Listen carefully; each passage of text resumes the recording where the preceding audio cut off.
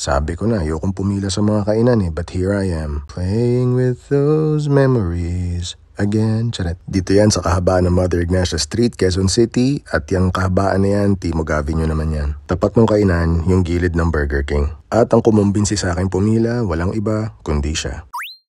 Sa haba ng pila, may naglalako na ng ensaymada. Yan si kuyang nakablo yung Romoronda, tapos meron silang table na sinetap sa gilid, dun sila nakastation. Kapag nakaharap ka sa kainan, yung gilid sa kaliwa, parking ng 4 wheels, tapos sa gitna naman, parking ng mga motor.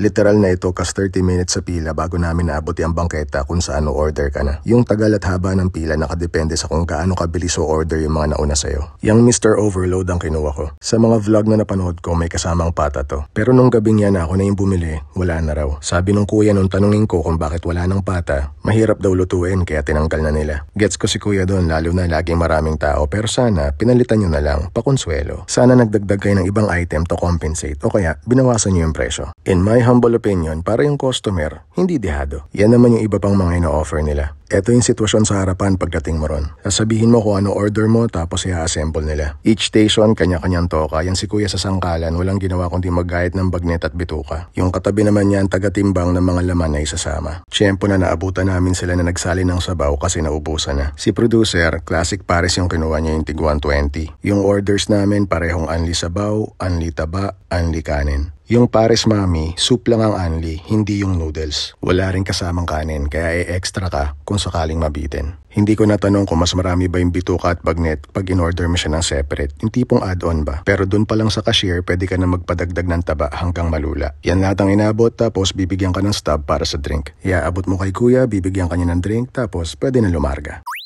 Sa loob, ito ang eksena kapag nakapasok ka na. Marami pang bakante. Kaya mahaba yung pila sa labas kasi bago ka makapasok, dapat bayad ka na. Yan yung kasamang drink. Lagi maraming tao kaya yung mga staff abala rito. Kaya na-overcook tong itlog, hindi na natutukan siguro. Malambot yung baka, nakakatuwa. Yung bagnet, mas lamang yung laman kesa taba. Yung bituka naman, hindi malansa, kaya ang saya. Tama nga siguro si producer, dapat hindi ko pinahalo sa sabaw yung bagnet at yung bituka. Para nagkaalaman kung crispy nga ba talaga. Kung gusto mo ng umextra round ng kanin, dadalhin mo yung mangkok mo sa cashier, dun sila magsasalin. Hanggat meron pa, yung chili garlic oil at yung fried garlic, kwanto sawa. Tapos papalagyan mo ng taba, budburan mo rin itong white onion nila na libre para sulit ang binayad mo, pre.